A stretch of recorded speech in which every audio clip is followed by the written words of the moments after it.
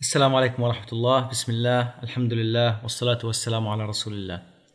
برحب فيكم في درس جديد من دروس مساق التأثير والتركيب الصوتي، وإن شاء الله تعالى اليوم راح نبدأ في عنوان جديد اللي هو Sound Effect Creation using FL Studio.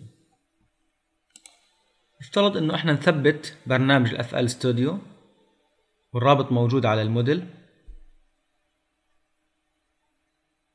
ونفتح هذا البرنامج. واجهة البرنامج بهذا الشكل. خلينا نبسط الواجهة بشكل كبير جدا ونطفي كل هاي النقاط المفتوحة بالنسبة لنا. هاي الواجهة البسيطة للأف ستوديو.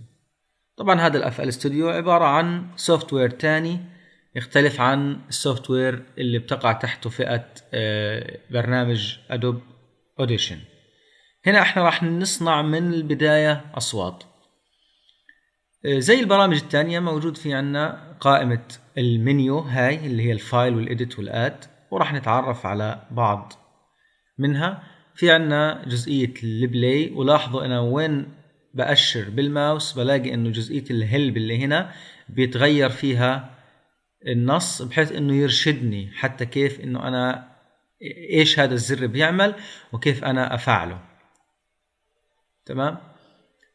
سواء كان بالأزرار، لاحظوا هنا كاتب لي سبيس، هنا لاحظوا كاتب لي سبيس وكاتب لي كمان رايت كليك، يعني إما بالمسطرة أو بالرايت كليك. هنا بالسبيس بهذا الشكل. طيب الآن نيجي على الأزرار هذه. الأزرار هذه فيها مثلا هنا فيو براوزر بلجن بيكر. لو ضغطت عليها هنا هيعطيني البراوزر والبلجن بيكر. طبعا انت هنا اول بيعطيني كل حاجة انا ممكن احتاجها داخل البرنامج. في عندي هنا الامور الخاصة بالبروجكت اللي انا فاتحه وبشتغل عليه الان.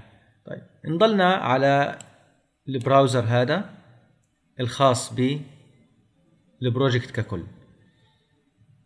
نيجي هنا في عندي شغلة بنسميها فيو بلاي ليست، ولو اطلعنا عليها تقريبا هاي بتكافئ المالتي تراك في ادوب اوديشن. نلاحظ انه هي بتبدأ بتراك 1 وللنهاية في عنا تراك رقم 500 تراك. في امكانية من هنا احنا نعمل زوم على التراك بشكل افقي، ونعمل زوم برضو بشكل رأسي بهذا الشكل. كل تراك بلاحظ انه موجود فيه هنا شغلة بنسميها باترن 1، وممكن اضيف، لو انا بدي اضيف كمان باترن بضغط على الزر هذا، لكن بالزر اليمين للماوس بضيف لي باترن 2، ممكن اسميه باترن 2 او 3. هاي يضاف لي الباترن مباشرة كمان مرة بالزر اليمين. لاحظوا التعليمات اللي هنا مهمة جدا. خلي المالتي تراك هنا، او اللي في هذا البرنامج في الاف ال ستوديو بدنا نسميه بلاي ليست. في عندنا كمان اداة الشانل راك. خليني بس مبدئيا هذا اعمل له ديليت اوكي للباترن، واضلني في باترن 1. طيب الان هذا اللي احنا فتحناه اللي هو بنسميه فيو شانل. الشانلز هذه عبارة عن اكثر من مسار صوت موجود داخل الباترن. لاحظوا هذا كله شانل راك موجود داخل الباترن، وحنخليه هنا ونشوف كيف، او شوف تطبيق بسيط عليه الان في البداية. وفي عندنا هنا الفيو ميكسر برضو زي اللي اشتغلنا عليه في برنامج الادوب اوديشن، ميكسر لكل تراكات الصوت اللي موجودة او اللي احنا شغالين عليها. طيب نرجع عندي هنا للباترن ولا للشانل راك.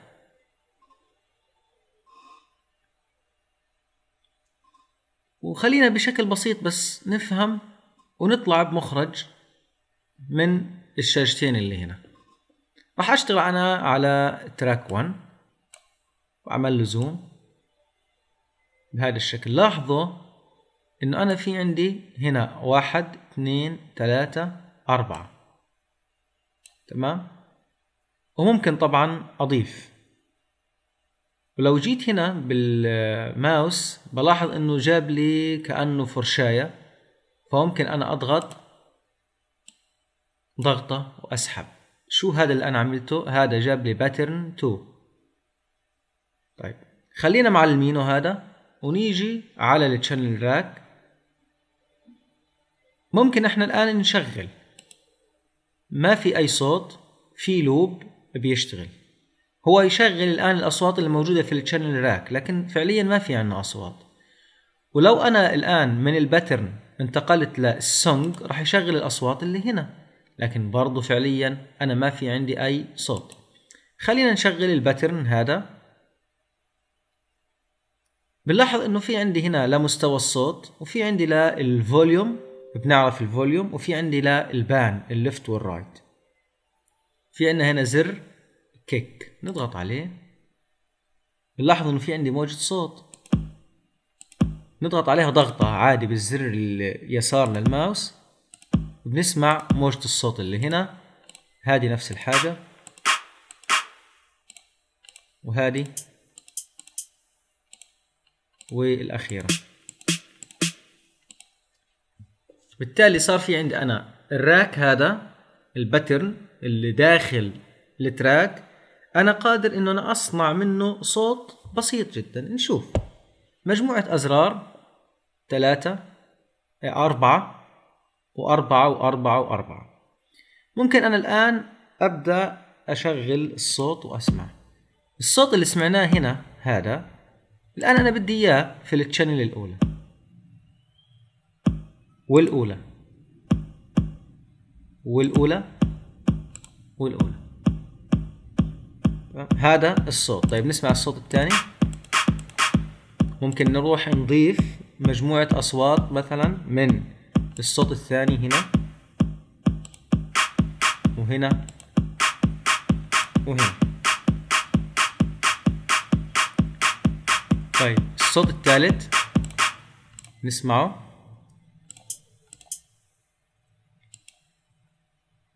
اوكي، ممكن هذا الصوت الثالث نضيفه مع كل صوت يعطي افكت عليه، مثلا بهذه الطريقة. مع كل صوت احنا فعلناه من التراكين اللي في الاعلى او من التشانلز اللي في الاعلى. بعد نسمع هذا الصوت. خلينا نسمع.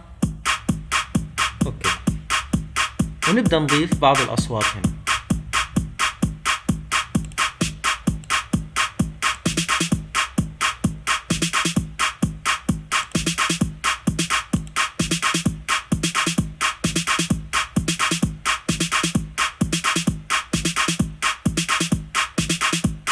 لاحظوا وهو بيشغل في هذا الصوت، بلاحظ انه الزر نفسه بيتغير لونه او بيتغير شكله لما يجي الصوت عليه.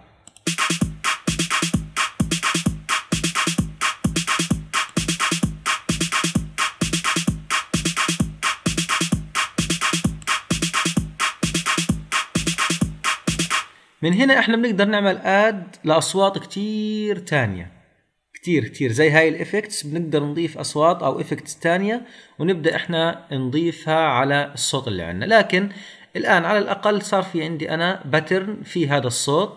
خلينا نروح نشغل هنا السناب. تمام، ونيجي هاي سناب لللاين ونضغط بالشكل هذا. ايش اللي احنا عملناه لما ضغطنا؟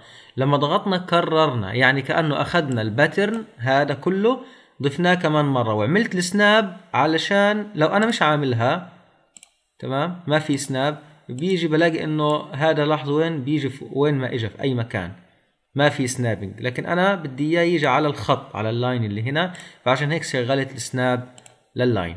وهي كمان واحد نسمع.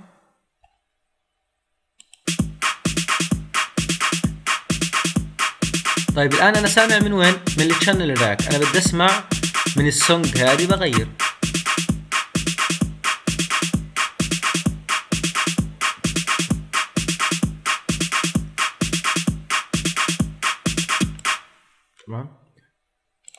خلينا الآن نروح نضيف كمان باترن. رايت كليك هنا عشان يضيف لي باترن 2. احنا هذا ممكن نرجع بس نسميه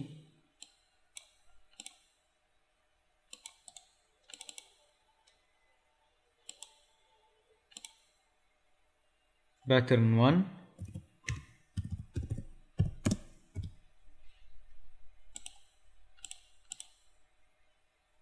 باترن 2. طيب هنا لو اخترنا الباترن الجديد بلاحظ انه فاضي ما في اي شيء. بدي اروح اعمل اشي بسيط جدا. بدي اسمع الباترن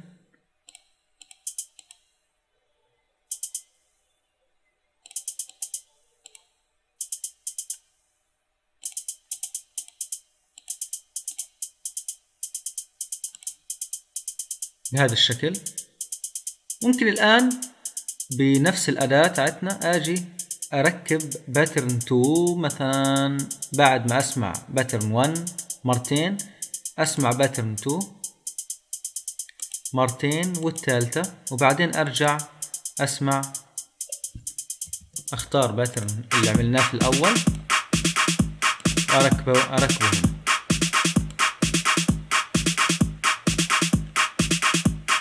ونروح نسمع الساوند.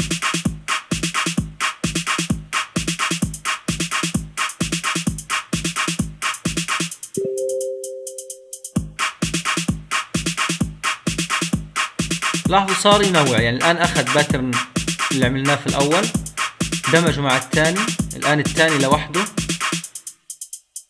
بعدين رجع للباترن اللي عملناه في البداية. طبعا هذا احنا يعني اللي قاعدين نشتغل فيه بس كمقدمة عشان نعرف واجهة البرنامج، نعرف الأدوات اللي موجودة، نعرف كيف أسلوب البرنامج في العمل، وبعد رح نحكي عن المؤثرات المتقدمة في هذا البرنامج.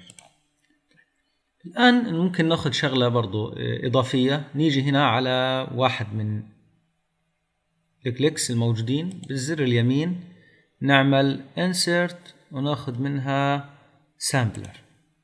طبعا sampler هاي بتلاحظوا انها فاضية، تختلف عن اي واحدة تانية اللي بيكون فيها content او فيها محتوى. طيب شو راح نستفيد من هذه؟ خلينا نروح مثلا على المجلد الخاص فينا. انا في الدرس 20 راح اعمل new، وهي بدي اسميه IOG sample. دبل كليك وبدي اخذ الباث تبعه كنترول سي. بدي افتح برنامج الاوديشن، بدي اسجل صوت بس. اوكي، هعمل فايل نيو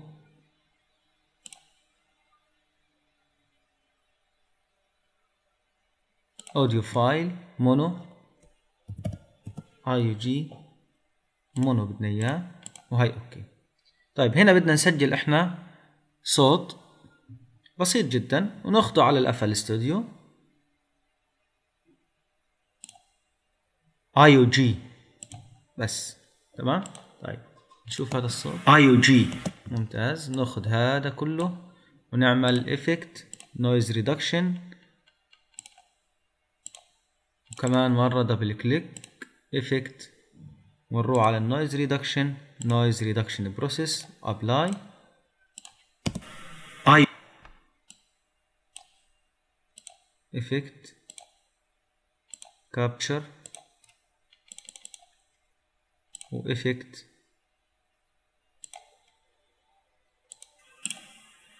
اي او جي اي او جي اي او جي اي او جي اي او جي اي او جي.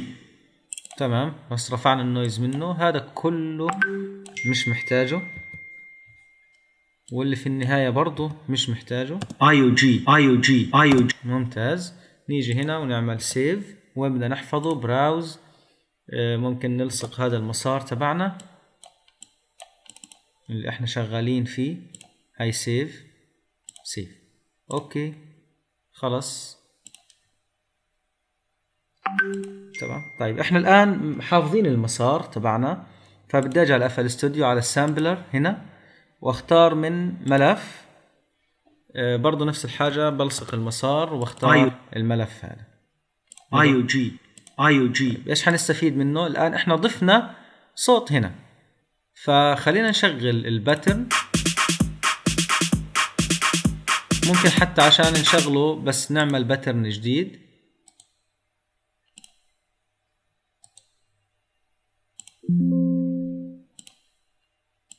تمام، فاضي IOG نشغل هيك IOG.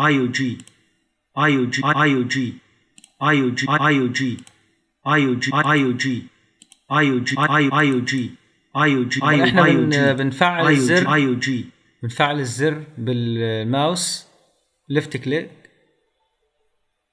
وبنطفيه بالرايت كليك.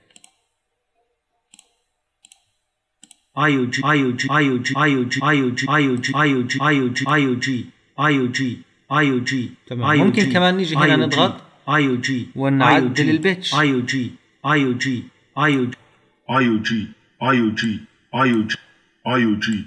البيتش في الجهة الثانية مثلا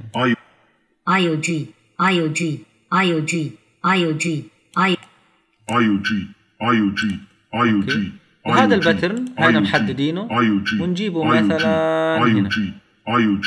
خلينا نعمل زوم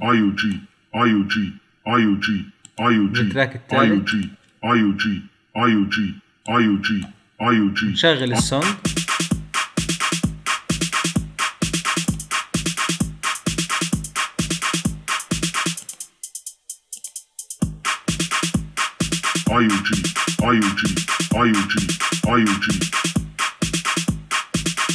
باترن واحد نجيبه هنا،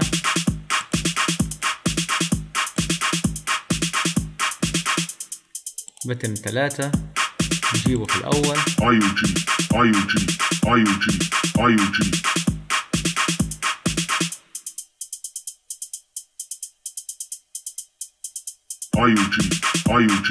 نرجع لباترن هذا نضيفه هنا، نبدأ نكون في الصوت. لاحظوا سجلنا صوت جبناه هنا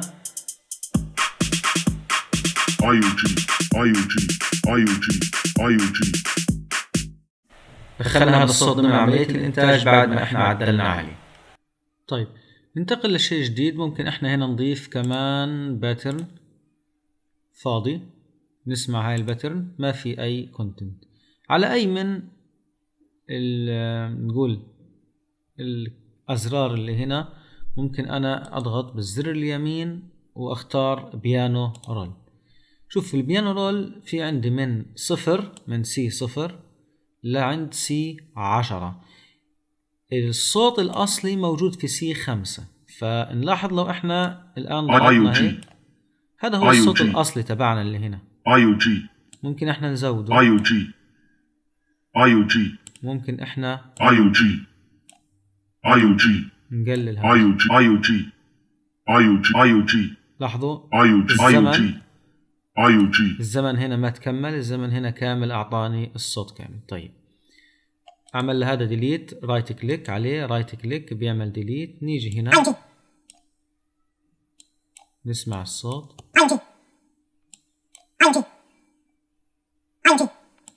رايت كليك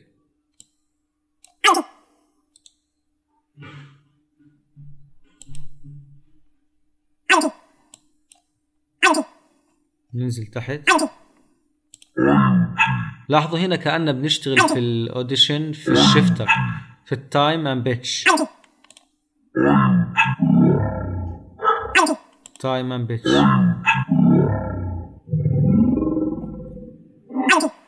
طيب هاي ديليت وهي لهذا برضه ديليت عشان أنا بدي أعمل على صوت. نعمل نيو باترن فاضي. تمام. ونروح مثلا على الكيك هذه بالزر اليمين بيانو رول، وزي ما حكينا الصوت الأصلي موجود وين؟ في C5. هاي الصوت الأصلي. ممكن احنا كمان نختصر شوية لأنه هو ملوش زمن كتير. نشوف هنا في C6 كيف بصير الصوت. C7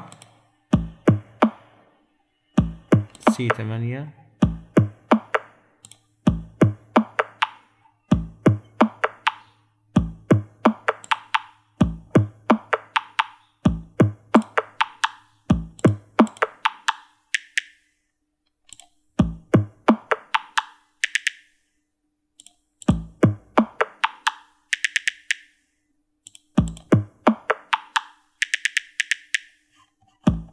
تمام. ممكن ننزل تحت كمان.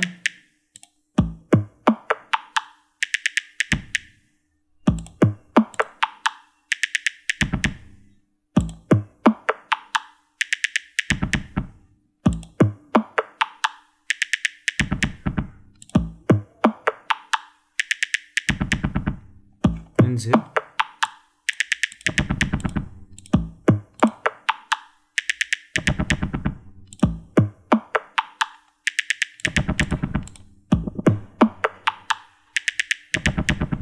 بهذا الشكل. احنا عملنا هاي النغمة، واكيد احنا قادرين ان نستخدمها هنا. هاي انا ضغط على باترن 4 اضيفها بهذا الشكل. نسمع الصوت. طيب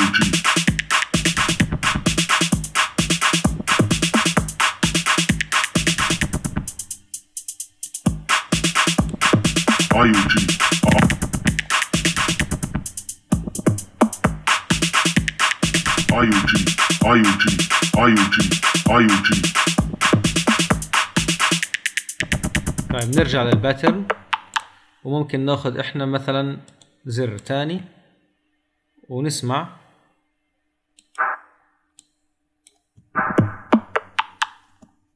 حتى لو كنا احنا مسجلين نفترض فولي ساوند، ممكن احنا نشتغل عليه بهذا الشكل.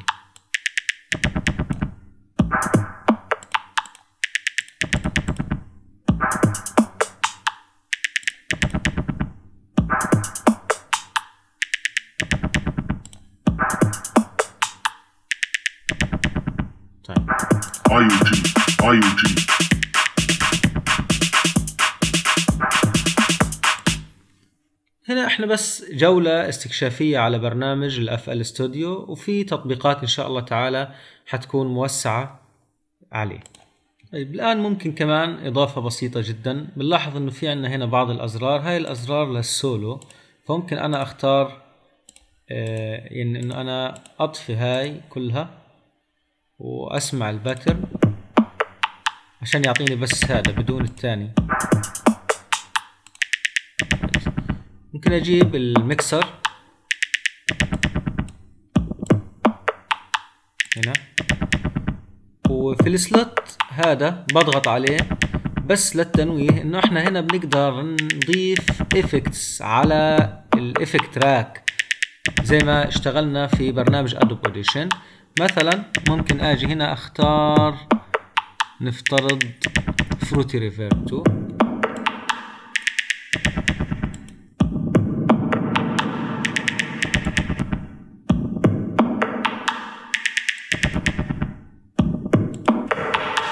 لاحظوا الريفيرب اعطاني اياه بصورة مرئية.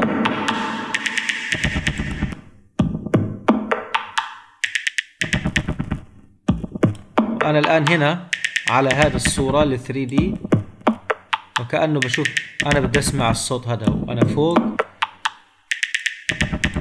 حجم القاعة، عرضها، ارتفاعها، عشان يعطيني الريفيرب المطلوب.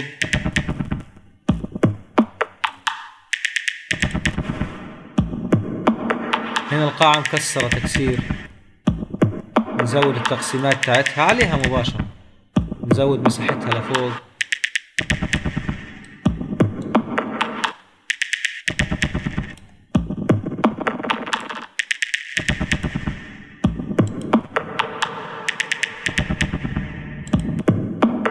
واي افكت برضو احنا بنقدر نضيفه هنا على السلوتس اللي موجودة في هذا المكان. خلاص احنا هيك ضفنا هذا الافكت.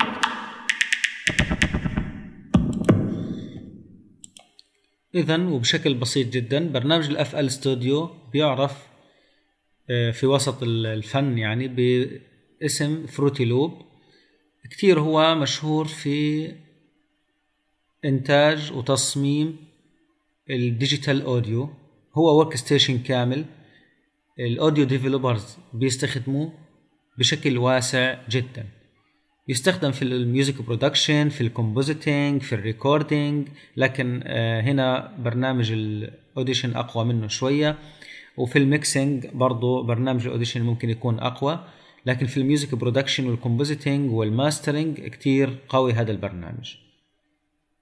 الواجهة تاعته زي ما شفنا احنا من شوية، يمكن في بدايتها بدت بالنسبة لكم تقليدية معقدة، لكن بعد التعامل معها بتكون كتير مرنة، كتير بسيطة. بيعمل لوبس، يعني أي ميوزك احنا بننتجها بيعطي منها لوب كتير رائعة وكتير قوية. في عدة مزايا، يعني نختصر جزء من هاي المزايا، انه الأفل ستوديو باترن بيزد زي ما شفنا شوية، بيعمل باترنز أو أنماط من الصوت. دراج أند دروب ورك فلو بشكل بسيط جدا، احنا بنضغط على بعض الأزرار أو بنسحب بعض الإفكتس وبنضيفها، فهو دراج أند دروب which make it easy for beginners and professionals alike. حيكون بالنسبة لنا سهل حتى للناس المبتدئين في مجال الصوت. الشغلة الثانية انه هو يعني في ميزة البيانو رول، برضو هذا تعاملنا معه من شوية أثناء الشرح، وبشكل بسيط جدا البيانو رول provides advanced tool for note placement. هو بيعطيني النوت placement للموسيقى، النوتة الموسيقية، automation، برضو manipulation للصوت بشكل قوي جدا. يعني بقدر أنا أعمل automation أو توليد لبعض التونز أو النغمات الموسيقية، وبقدر أعمل تلاعب أيضا في هاي الأصوات بشكل قوي. برضو من الفيتشرز تاعته أو المزايا إنه ريال تايم ميكسينج أند أوتوميشن. التايم ميكسينج فيه بيكون في المالتي تراك برضو زي ما شفنا من شوية في الشرح، وبيسمح بتحكم دقيق جدا في الأصوات وفي الترددات الصوتية بشكل كامل. البرنامج أيضا قوي في يعني الميوزك زي الهيب هوب، التراب، كمان يعني عنده إمكانية أنه يعمل درام لوبس بشكل قوي جدا. برضو البيس لاينز في الموسيقى والأصوات المركبة أو المعقدة بشكل قوي جدا. راح نأخذ إن شاء الله تعالى أمثلة عملية أكثر تطبيقية في المحاضرات القادمة. يعطيكم العافية.